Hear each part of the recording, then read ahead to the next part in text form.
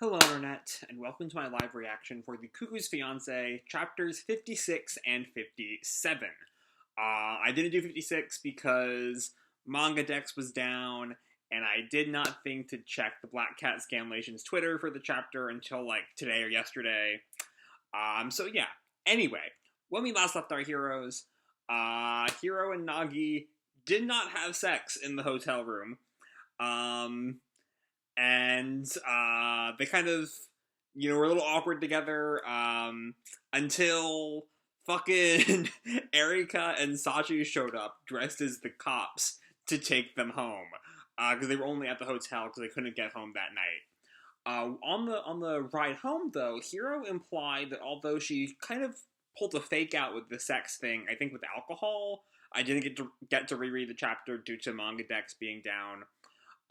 But I think it was due to alcohol, was what she said. She did want Nagi to believe that she meant sex.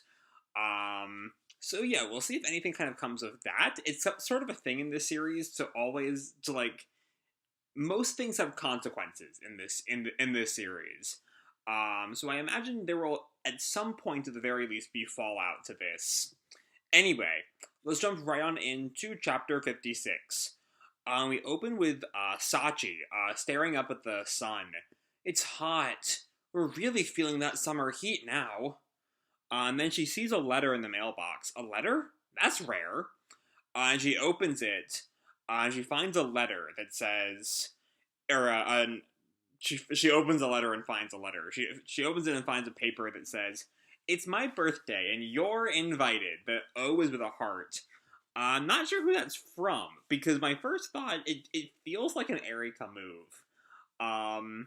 But she lives with Erika. Maybe it's a Hiro move? But she asks, "For real? 56 foul, what's important is that you two are happy. A cute birthday invitation from a seemingly intimidating person." And our picture here is of Erika in, a leather jacket. It's a good look for her, I will say. Drinking, a tea, I think, like a boba tea. Anyway, we see Erika is sort of excited to read it. What's this? This invitation is so cute. Whose birthday is it? And Nagi just sort of sighs. Answer me, Nagi-kun. And then Nagi just snaps at her. If only this invitation were from a cute girl. Wouldn't that just be nice? And Erika looks at him. Huh? What? Is it not? And Sachi turns to Nagi. So what do we do, Nagi? No matter how you slice it, such an eager invitation, intentionally inserted directly into our mailbox. There's no way we can't go. And then we cut to a door, and it's fucking Papa Yohei, my man. Happy birthday to me! What a king. I love, the suit, the bow tie, the, sash he's got. Yohei is just a style icon every chapter. And Erika's taken it back. So it was Papa Yohei's birthday party? And we see Nagi and Sachi are just so tired. They very much don't want to deal with this right now. Mama Umino comes in. "Welcome back, kids. I've got laundry to dry, so I'll be right there." And Yohei is just so excited. "Let's go! Happy birthday, Yohei!" And he points at Nagi and Sachi, who are just very, very dully holding up a fan. "Everybody, happy birthday, Yohei!" And Erika's actually getting into it. "Happy birthday, Papa Yohei!" "Thank you, Erika." Kind of rubs his nose. And Sachi kind of runs over to her. "It's okay, Erika-chan. You don't have to go along with him." "Why not? Celebrations are supposed to be happy." "That's not the problem here." And then Erika kind of ignores that. "Oh, right. I have to get a present." And then Nagi stops her. No. That won't be necessary. This birthday party is a party of the dad, by the dad, and for the dad." What's that even mean? Okay. I am all on board for this chapter. This is really funny. And then Yohei has made some kind of meal. Alrighty, order up. Wow, Just for today, you can order stuff that's not on our usual menu. So despite the fact that it's his birthday party, Yohei is the one cooking here. Paella? That's amazing! Uh, and Nagi and Sachi just do not want to deal with this at all. Sachi's just, I'll have the fried chicken. Nagi, I'm a katsudon. And Erika kind of gets on to them. Hey, you two, the birthday boy is going out of his way to make food for you, and this is how you treat him? But he just kind of goes along with it. Order up, and he hands them their food. Is he just going to keep working like that? And Nagi sort of thanks for the foods. I don't know what the proper English term for itadakimasu is. Like how to properly describe it in a sentence in casual conversation like this. Anyway, you know what he's doing. And Nagi says it's fine. It's like this every year. Every year. And Sachi agrees. Yep, Dad does this every single year. And an entire precious day of summer breaks meant to honor my father's birthday. And then I think it's Nagi's line. And I have tests to study for. It looks like the first line is going towards Nagi and the second is going towards Sachi. But it sounds like something that Sachi would say, followed by a Nagi line. So I think it's supposed to be Sachi and then Nagi, but I'm not quite sure. Anyway, Yohei interrupts them. Forget about that, and check this baby out. This is my birthday present this year, and it's a box with a picture of a fish on it. Probably like a fishing rod or bait or something. And Erika asks, a fish from himself, by himself, and for himself? Got you all jealous now, don't I? And Erika just sort of like almost starting to get a little freaked out here. He really does everything by himself, huh? Nagi responds, and every single year too. And then I think she's like handed a photo album. Like, so you do this every year too? And we see, yeah, a photo album, July 24th. So now we have our another episode date. I'm trying to remember what was the date we got? Because I know the Mario game gave us a date back at the Villa arc. And I think that was mid-July. So now we know it's July 24th in particular. We see in 2003 when Nagi is 3 months old. 2004, Nagi was 1 year, second one on the way. 2005 with little baby Sachi. 2006, Nagi 3 years, Sachi 1 year, 10 months. Which puts, well, that actually also gets us like birthday ranges for both Nagi and Sachi. Like Nagi was seemingly born in April, and Sachi would have been born in September.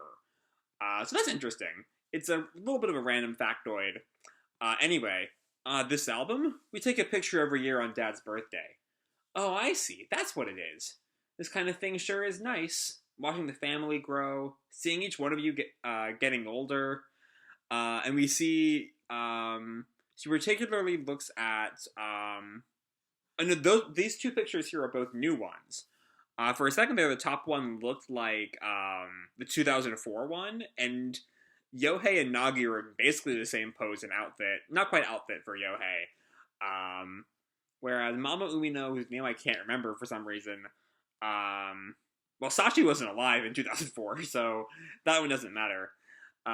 Seeing each one of you getting older.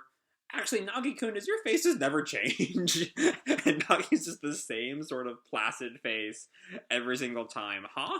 I grew a lot, thank you very much. And then Erika sees a new picture with a girl in the middle. Who's this over here?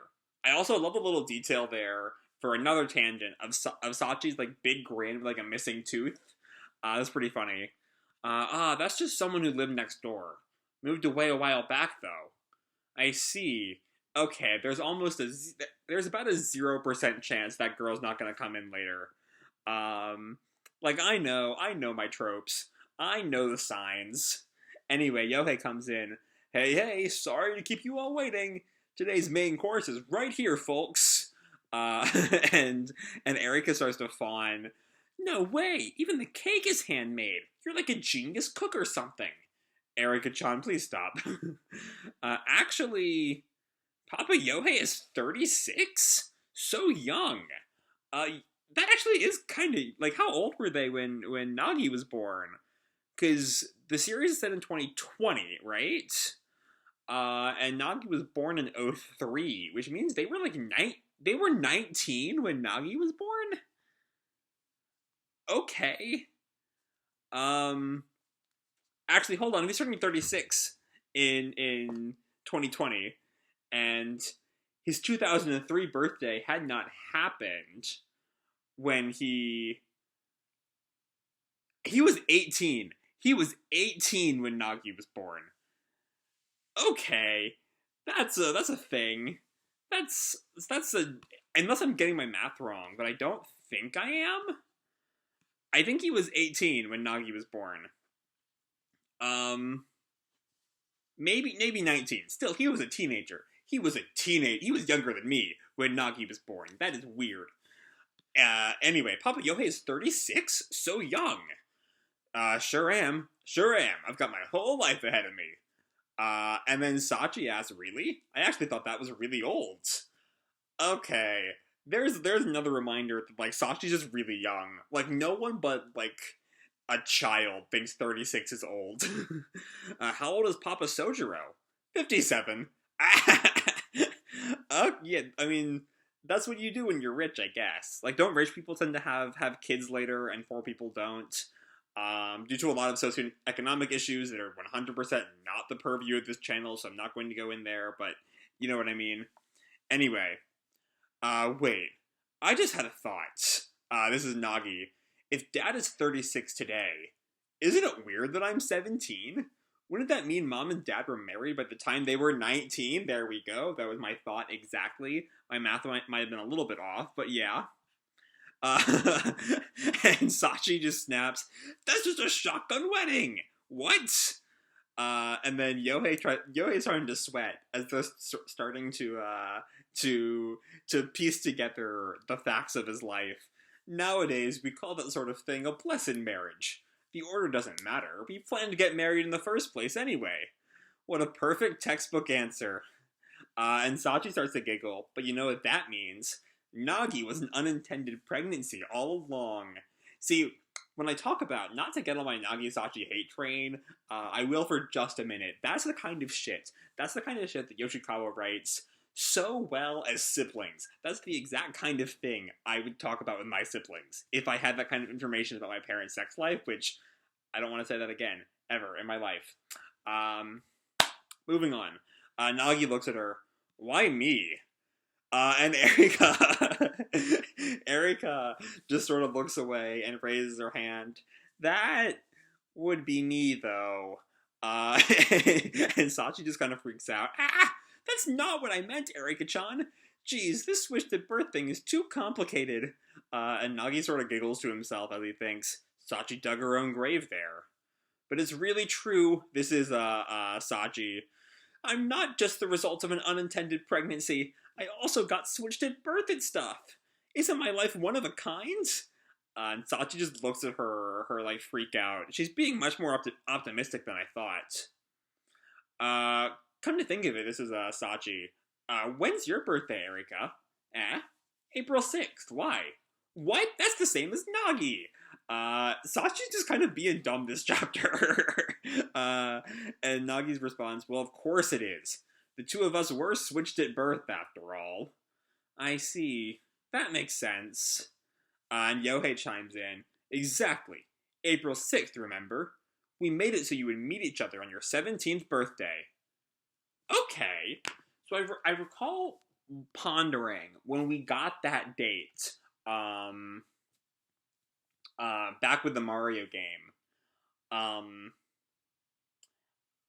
wondering how much time had passed. And now we know. The series started on April 6th, 2020. It's now July 24th. It's been about 3 months. 3.5 months.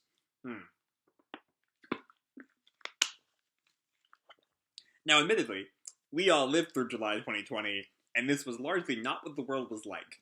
But the series started in January 2020, so no one could believably have known what was going to happen by April 2020. And I'm just going to focus now.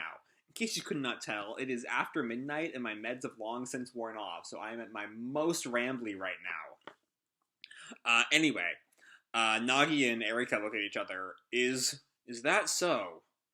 So that's why the two of us met on that day. Going back to their initial meeting that was unplanned, and by coincidence, too.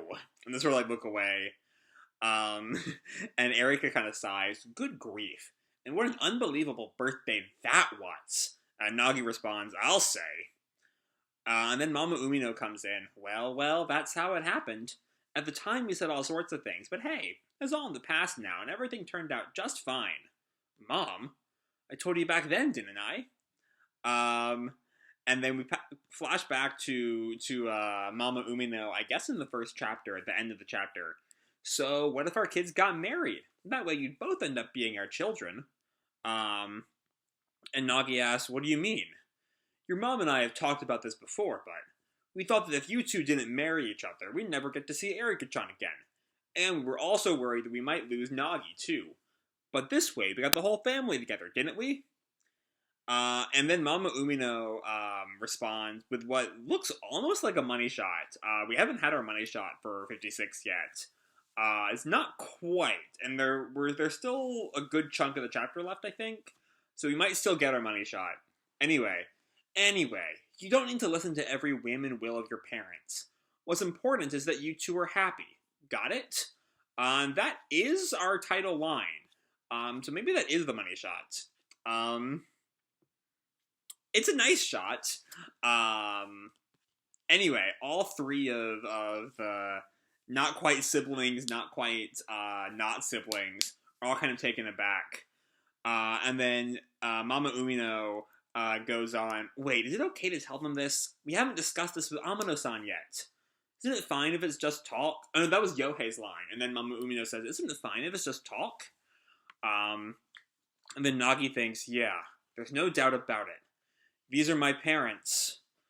And then Mama Umino kind of ponders, on top of that, we even got married against our parents' wishes, too.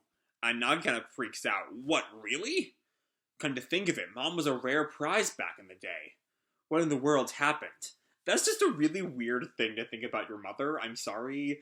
Even if it's, technically true, it's just, not how you should think about your mother. I'm sorry, Nagi. You're being kind of weird. Alrighty then. Let's wrap up this birthday party. We need to get the shop ready for opening. And then we see Erika hanging up a picture. And there, and we see the whole Umino / kind of Amino family, all in one great picture. I have not talked about it yet, but I just really love Erika's top. It looks really cool. I love the kind of lace collar, the sort of I'm not sure the proper term, but sort of crunched together sleeves kind of flaring out. It just looks neat. And Nagi, of course, still has the same dead face he has from every single birthday picture. And then Erika and Nagi are looking at it. Erika says, when Mommy and Daddy took this picture, they were really happy to see their family grow again. And Nagi's just, yeah. I'm glad I was invited to today's birthday party, too. I finally really felt like part of the family. And I found out about the secrets of my origin story. And Nagi's sort of, that's a bit, well... and then Erika says, but you sure got it rough too, Nagi-kun. Going fishing, coming to the birthday party. Oh, you don't even know. And Erika sort of looks at him, but all said and done, you still went. Well, that's because it seemed like it'd be fun. And Erika just sort of sighs and says, someday, I want to have a family like that too. And Nagi blushes. And I don't know if Erika is thinking with you, but Nagi is definitely thinking with you. And he kind of turns away blushing. Well, that's just up to you, isn't it? And then someone arrives at the Amino Umino house. A woman, judging by the fact that their shoes look like heels. Phew. Finally here. From now on, I'll be in your hands. And it's Hiro. For a second, I thought it would be the third girl from the picture, but no, it's Hiro. Next time he starts living with his chosen heroine. But how will they share rooms? Um, okay, that's something. And now let's jump right on over to 57 because we have it. I'm guessing my guess though before we jump right on into 56 and jump right on into 57 and get some answers, is that Hiro is running away from home because she as we saw over the course of the villa arc, she sort of realized that she is attracted to Nagi. She wants to be with Nagi. She doesn't want to be with this fiance she's never met before. And I'm guessing her parents weren't exactly on board with that, and so she ran away. That's my guess. But we'll see if I'm right. Anyway.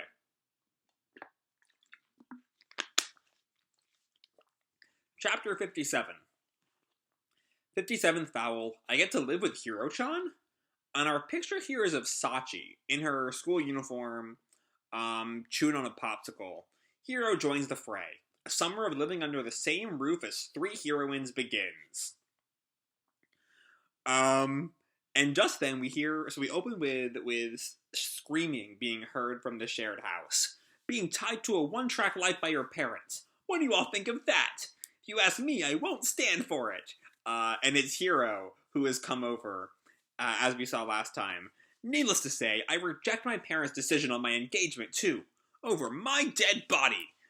So, here is Hiro. My first thought is, A, I was right, and B, I think this might be tied to 45's I want to be an adult already. That as an adult, she can kind of reject her parents' decision because she's an adult. And so I'm guessing that line is tied to what we see here. Which is also tied to her growing feelings for Hiro. And Hiro yells, "Don't you feel the same way?"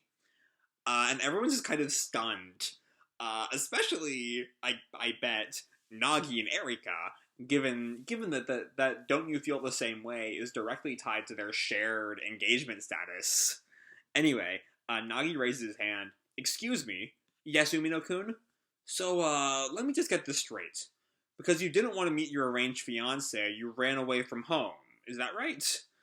And then Hiro, slams the top of the couch. Nagi kind of, shrinks back. Eep! This isn't just running away from home. We see a literal explosion behind Hiro. This is war! and Nagi is so turned on right now. You can tell. She's so cool. And Erika's kind of shivering. Turns out Hiro-chan wasn't just an aloof airhead honor student, huh? I guess Erika's never really seen this side of Hiro. I mean, she certainly wasn't there for any of Hiro and Nagi's challenges, or that time Hiro beat up three punks at the train station. Anyway, Sachi, I can't believe I asked her to tutor me. She's gonna go full King Leonidas on me. And Hiro just sits down, calmer. Not calm, calmer. Jeez, my parents made arrangements and suddenly told me that I'd be meeting my fiance tomorrow. If I agreed to meet him, then eventually one thing would lead to another and the marriage would be inevitable. And Sachi kind of chimes in, "You're saying that, but that literally happened to these two." And Erika looks away. "I can't deny that. We're being made to live together right now, after all." And then Hiro gets angry again. "Anyway, I'm going to make sure I get the message across in this war. My parents need to know that their happiness and mine are not the same. My happiness is something for me alone to decide." And Nagi chimes in, "Yeah, you tell him." And Sachi's just like, "Nagi, you're being selfish, bro." I mean, you're not wrong, objectively speaking, but also, we know your motives. Anyway, here, Erika, sort of looks at Hiro. "By the way, Seigo-san, what is it?" Or no, hold on. I think that's actually that's Nagi because here Erika doesn't call her Segawa. Anyway, so we just have that random panel of Erika staring. I'm curious what's gonna come of that. Anyway, by the way, Segawa-san, what is it? I'm all for you running away from home, but isn't it pretty bad for you to leave without your family's permission? And Hiro just counters, then why don't you just marry my fiance instead? And Nagi sort of bows, please make yourself at home here. And Sachi's just annoyed. Nagi! But this is Erika-chan's place, isn't it? You shouldn't just impose yourself on others like that. And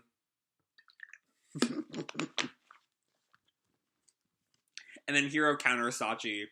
I don't think I told you I'd be tutoring you for free yet, did I?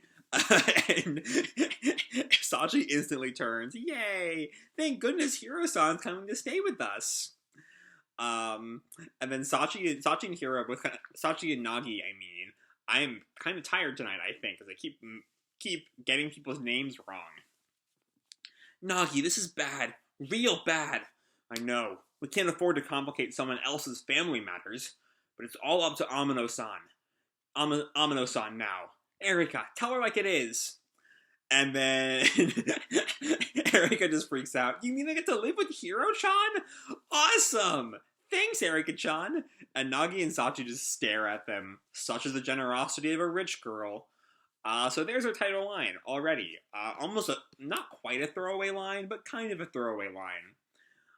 Anyway, Sachi kind of calls over to Nagi. Hey, Nagi, I really don't think it's a good idea to have someone who's not related and not engaged to one of us staying over.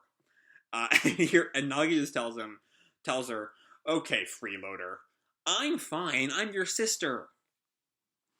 And then Nagi thinks, that being said, there's no stopping Segawa-san while she's riled up like this. Once the problem about meeting her fiancé is resolved, we have to make her go back home. And Sachi counters, and what if her family comes to bring her back? We'll worry about that when that happens. And so Sachi kind of waves him off. Okay, in that case, there's just one problem. We'll have to figure out how to split rooms. And that gets Erika and Hiro's attention, as Nagi just calmly, I see. There are only 2 rooms in this house, both on the 2nd floor. At the moment, Amino-san and Sachi share a room, and I'm by myself. And Horn Dog Nagi, well, I suppose we can't have Segawa-san and I staying in the same room now, can we? Meaning, of course, we definitely should. But Hiro just says, I wouldn't mind that. And Nagi's just sort of taken aback. So reminder that Nagi does not know that Nagi does not know that Hiro wanted him to think she wanted him. Hold on. Does not know that Hiro wanted him to think she was going to go for sex back in the ryokan. And so he's just kind of confused. And also does not know about what Hiro said to Erika back in 51. All things to kind of keep in the back of your mind as this kind of interaction plays out, I think. Anyway, Hiro, we did stay together at the ryokan after all. It was fun, wasn't it?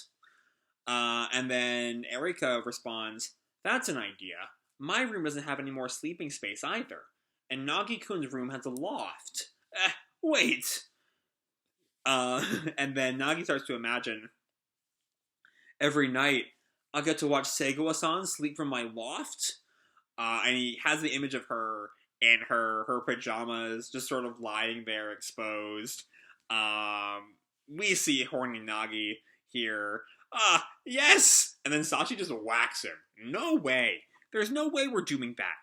All 3 of you are engaged, aren't you? And Amino asks, well, if not that, then what?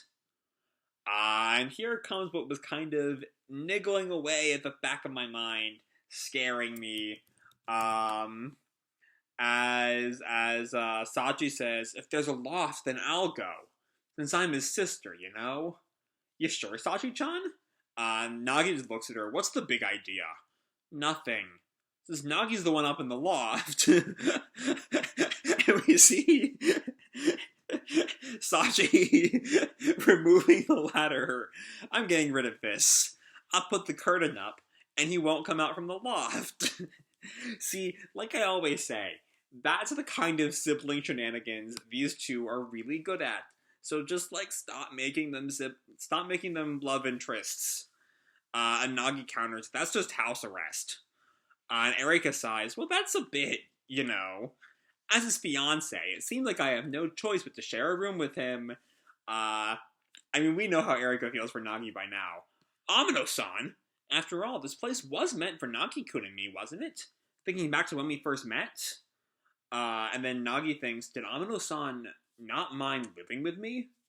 But he was quick to peep on me, and we slept in bed together, and it wasn't long before he saw my underwear either. And Nagi just snaps, all of those were your fault. And Sachi, you did all of that, Nagi? And Hiro with the interesting line here, but I want to get all flirty with Erika-chan too.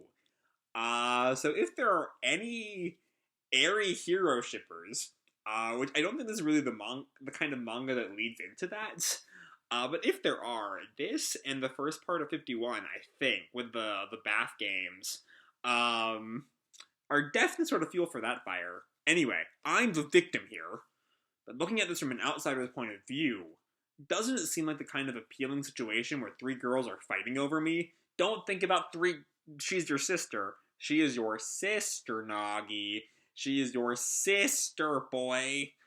I mean, you're switched at birth, sister, but still, she's your sister. Anyway, let's push Sachi to the side again. How about this? Since this is Erika-chan's house, this is Sachi, Erika-chan will get her own room, that's for sure. But Erika counters, I can't do that. You have tests to study for. Shouldn't you get the single room? And Hiro, but you two are sisters that have finally found each other. I'll take the single room. The single room there is sort of an interesting point, because I feel like at a certain point, they're starting to suggest that Nagi just no longer gets a room. Nagi, okay, so you three girls will get along and share a room, and that leaves me with the single. And it's settled. There couldn't be a more perfect answer. He thinks to himself, like literally sparkling, as he turns back around and sees the girls are all just staring at him and just look, huh? And they stick him in the storage room. Poor boy. And he just thinks, how did this happen? In the end, Amino-san and Sachi stayed as is, and my room was left for Seigo-san to use. Well, I'll just have to be patient until Seigo-san goes home. On top of that, she'll be sleeping on my bed, which for some reason is a bit exciting. Actually, and then he flashes back to what Hiro said earlier. I don't want to marry someone my parents decided on for me. And he thinks, since she said that has gotta mean that I've entered her sights, right? This is my chance! And that's an instance of Nagi being right, but like for the wrong reasons. Like I don't think that line is necessarily about I'm into Nagi, but also she is into Nagi.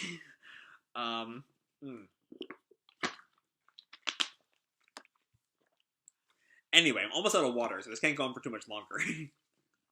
This is my chance! And just then Erika like barges into the room. What is? Why are you barging in here on your own? Why wouldn't I? It's just a storage room. Wow. Also, Erika's, interestingly, I hadn't noticed this earlier, in the same outfit she was in for the birthday party. So I guess this is the same night. Which would make sense, given what we saw, given that Hiro was arriving the same time they were putting the picture up. I also think this is the same clothes that, these are the same t-shirts that Sachi and Nagi were in. I point out the clothes a lot on this series, but I think there is a lot of, like, good attention to detail just all over this manga, and it's nice to call out sometimes. Also, Erika has some nice fashion choices. I like them. Anyway, so Erika comes in, she opens the like, sliding glass door outside. So anyway, we're in a real pickle now. I didn't think Hiro-chan would end up living with us too. And Nagi sort of looks away. Well, for me, she's more than welcome here. And Erika sits down. Don't be silly. Think about it realistically. Since you're living together now, you'll see each other's flaws too, won't you? It's possible Hiro-chan could grow to dislike you, you know? On the flip side, she could surprise you too. You never know, but your illusion of her could be shattered. And Nagi, waves her off. That won't happen, so no problem, thanks. So confident. That's an important point that she brings up, even if it feels like she's very much trying to, I feel like the point she's trying to get to is that, she's the better option romantically because he has lived with her, and he knows her flaws at this point. Anyway, she kind of sighs. I've come to understand something. Up until now, my parents decided everything for me, even though I didn't like that and thought back. But now I'm making decisions all on my own, right? And Nagi just calls her out. Are you really, though? Yes, I really am. So, that's why when I saw Hiro-chan today, I thought, even though my real daddy and mommy said that we don't have to get married, I still want to see our parents from both sides be happy. And that's why I ended up getting engaged to you. And there is our money shot. 56 didn't really offer us a good full-page money shot, but that's it right there. But also it comes with an admission that her engagement to Nagi is not really into her own interests. It's specifically about keeping her parents happy, which it feels like something we already knew. So maybe she's about to go on and be like, but it's different now. Anyway, huh? And we see Erika's blushing, which we already see on the money shot. My bad, I kind of missed that. Nagi is also blushing. Well, if that's how you feel, why now though? I gave it some more thought again. It would still be nice, and I want all my family to get along, but Nagi responds, I know what you mean, right? But I'm against self-sacrifice. Oh, I see. Yeah, that is where Erika was going with this. I see what's going on. And Erika just runs away. Of course, I'm against it too, you dummy. Good night. But what Erika was about to say, I think, is that she wants to do this. She wants to get with Nagi not because of her family, but because she wants to get with Nagi. And that's just not what how Nagi took that at all, which leads to that line there. Anyway, guess I'll sleep too. I think that futon Uminos-san bought a while back was around here. And he pulls it out and he thinks, but now that I think of it, I haven't really given much thought to marrying for the sake of my parents' happiness. If I were to marry Seigo-san, I wonder if they'd be happy. He lies awake as he thinks, just what is a happy marriage? Next time, summer and scary stories. So these are actually two interesting chapters to read as a unit, given that they are just the same day. And they both kind of have this through line of marriage and parents' wishes. We get this little detail near the end of 56, I think, or middle of 56, that their parents were against the Uminos parents were against their marriage. And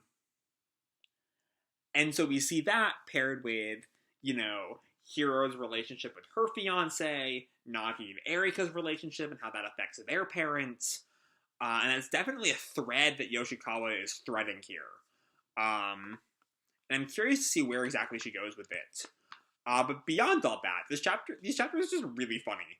I think chapter 56 is a little bit funnier, just because Yohei is just a riot. I love this man so much. I love him. He's so funny.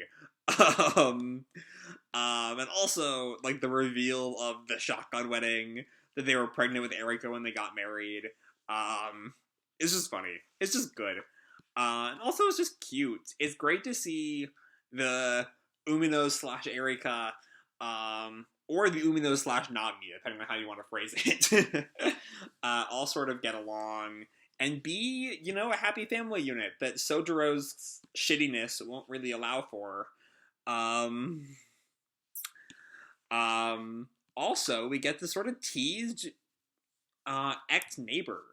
And I feel like there's no way we would get not just that image, but we get the panel of the picture, and then we get a separate panel of just her, and she's definitely gonna come back in some way, shape, or form. Either as, time to spice up the harem,